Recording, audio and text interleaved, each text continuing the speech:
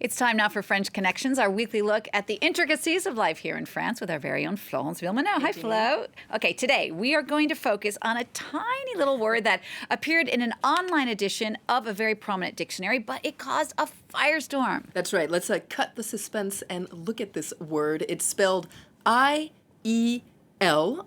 It's pronounced yell, like to yell at somebody. And what in the world does yell mean? Well, these three little letters are a gender-neutral merging of the masculine il, he, and the feminine elle, she. So il et elle, yell. It's Le Petit Robert dictionary that took this very divisive move to include the word yell in its online dictionary. Le Petit Robert is considered a linguistic authority here in France alongside the Larousse dictionary. And let's take a look at how it defines yell. It is a third-person subject pronoun in the singular or the plural that's used to evoke a person of any gender. So basically it's very similar to they in English. That's right. It's a gender-neutral term for people who don't recognize themselves in the traditional male or female genders. And this is particularly tricky for French because if you're learning French or you speak French, you're very much aware of the fact that French is a very intensely gender-specific language. So what do the French think about this new word, yell? Well, it really depends on who you're talking to. Let's start with those who are in favor of this new pronoun. Dans notre classe, on en a, et dans notre école, on en a plusieurs. On en a qui quoi? Qui se considèrent une femme et homme. Alors, je comprends que pour des gens d'autres générations, ça peut choquer parce que c'est quand même nouveau. Mais après, nous, comme on vit avec ça, nous, ça nous surprend plus vraiment en fait. Bien parce que ça, justement, ça les intègre dans la société, mais ça complique encore plus la langue française. Genre par exemple avec les adjectifs ou les verbes, comment on accorde. On va pas savoir quand est-ce l'utiliser en fait.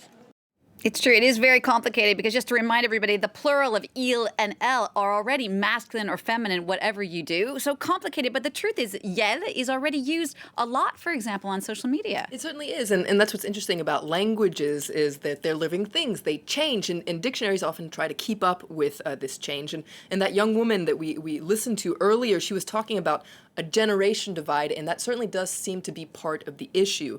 Younger generations here in France, like in other countries, are much more conscious about LGBTQ issues. They're much more aware and accepting of gender fluidity, for instance. According to a recent poll, 22% of French people between the age of 18 and 30 don't recognize themselves in the traditional male-female divide. But this openness that you can see in a lot of young people certainly doesn't reflect French society as a whole. There was a lot of backlash, to say the least, about the inclusion of this new little word in this dictionary. It really provoked violent furor from lawmakers to linguists as well. Take a listen.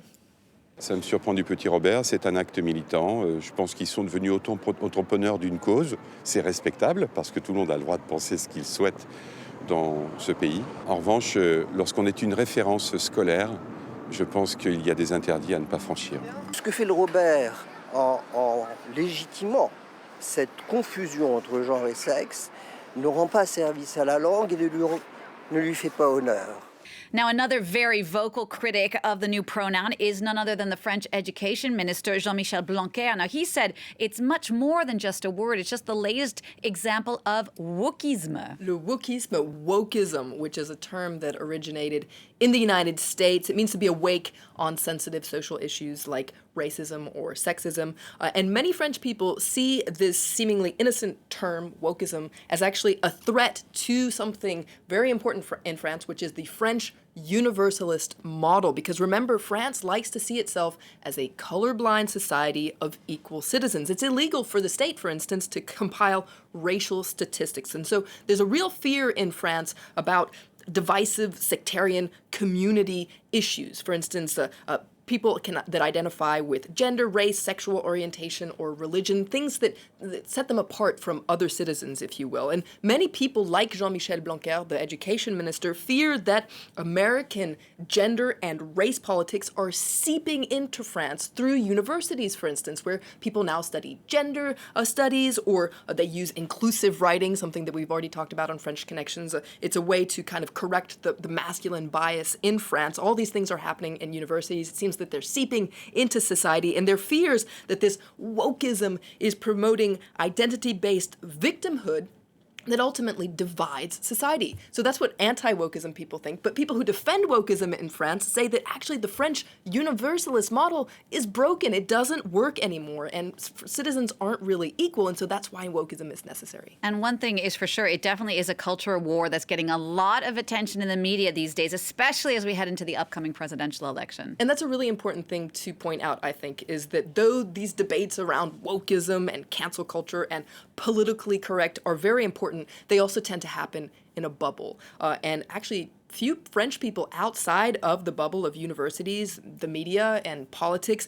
actually discuss wokeism or preferred pronouns in their daily lives. For instance, there was a poll recently that pointed out that only 14% of French people had ever even heard of wokeism. But what's interesting is it does point out a fracture in French society, and so it's an important thing to talk about. It absolutely is. Flo, thanks so much for filling us in on all of that. Florence Villeminot with that French Connections. Don't forget, if you have any other questions about France or the French, you can always send Flo a tweet at Flo Villeminot.